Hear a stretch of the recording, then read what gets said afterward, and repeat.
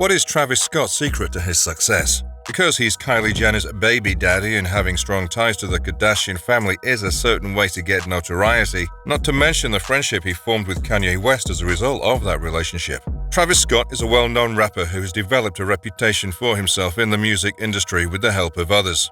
AstroWorld, a prominent music event in Houston, was also founded by him. Many people believe Travis Scott's AstroWorld to be the finest album of 2018, if not the whole decade. It's dark, trippy, and completely unique. AstroWorld isn't just a hip-hop album, as Larry Fitzmaurice of Pitchfork described it. It's also a ringmaster to his neon-decayed carnival of sound, as Pitchfork's Larry Fitzmaurice put it. Rock and trap music elements may also be heard if you listen attentively. It was a massive undertaking for Scott, who worked on it for 2 years before releasing it, tantalizing his admirers with thrilling updates along the way. So, for today's video, here are the 10 facts about Travis Scott's 2018 album AstroWorld. But before we get into it, do me a favor and smash the like, subscribe to the channel, and hit the bell button for notifications whenever a new video is published. Without further ado, let's jump right into the video. Number 10. Tame Impala was one of the producers. Skeletons was not one of the album's most outstanding tracks. It sounds distinct from other songs since it was produced by none other than Kevin Parker, aka Tame Impala. Despite coming from completely different backgrounds, the two creative minds clicked right away. He doesn't waste time sort of doubting himself or doubting things, Parker said of Travis, which is really crucial because you need that flash of confidence.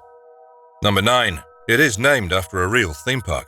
AstroWorld isn't just a creation of LaFlame's mind. Six Flags Astroworld, a defunct Houston amusement park, was the inspiration for his concept album. In 2006, it was dismantled to make way for extra housing space. The park's collapse ripped the pleasure out of the city, Scott said, describing the album's sound as taking a theme park away from kids.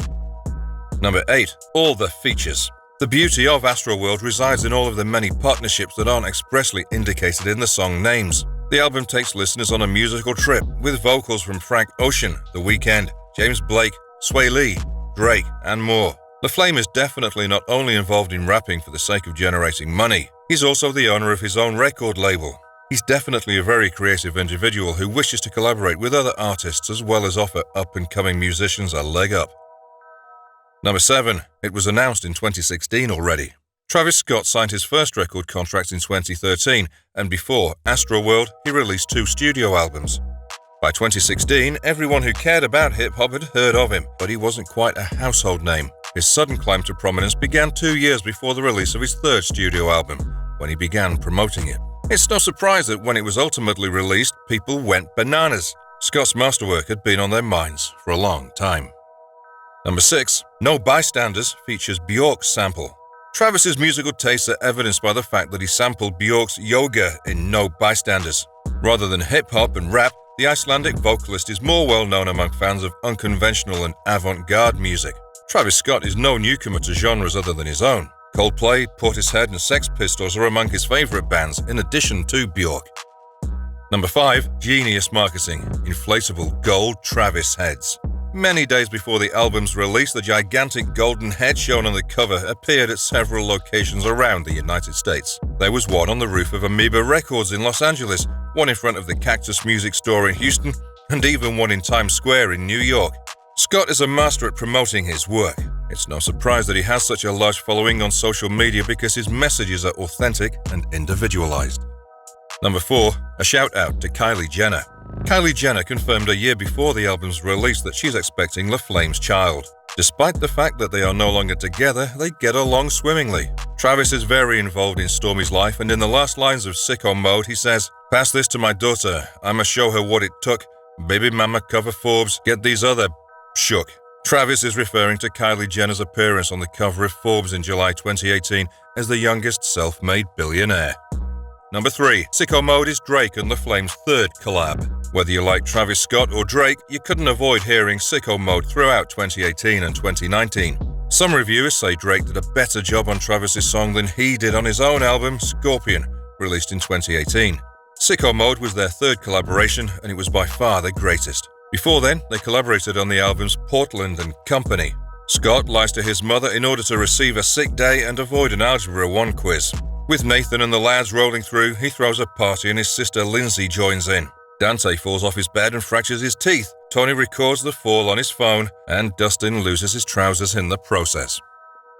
Number 2. Sicko Mode was 2018's biggest hit. Travis Scott's personal privacy, if he had one before 2018, was obliterated when he became one of the most well-known hip-hop musicians. He dislikes being labeled as a rapper since it confines him to a certain kind of music. Although Cardi B's Invasion of Privacy was the year's largest album, Sicko Mode was the biggest hit of 2018 and 2019. Travis Scott's song Sicko Mode is a hit in the United States. Drake contributes guest vocals to the track, which also includes Swae Lee and Big Hawk. Scott's first number 1 song spent 30 weeks at the top of the Billboard Hot 100. Number 1. The Astroworld Tour was a massive success. Let's take a look at the Astroworld Wish You Were Here tour for a moment. It was eagerly awaited since fans knew they were in for a genuine roller coaster ride. Travis amassed a fortune of over $1 million in a number of places. He earned more than $34 million in total. He started his shows with stargazing, like he did on the record, which was backed by a spectacular light and fire extravaganza. The event began in 2018, the same year that Scott released his studio album of the same name. He had 2 stages set up and even a real roller coaster that brought him closer to the spectators. Bringing back the treasured spirit and memories of Astroworld, making a boyhood dream of Travis's come true, the festival's motives were defined as. That concludes our video. So, what are your thoughts about the Astroworld Festival 2021 tragedy? Do you think Travis Scott should be held accountable on the damages? Let me know your thoughts in the comment section below. Before leaving, don't forget to like, subscribe, and bell for notifications of our future content. With that being said, I'll see you in the next one.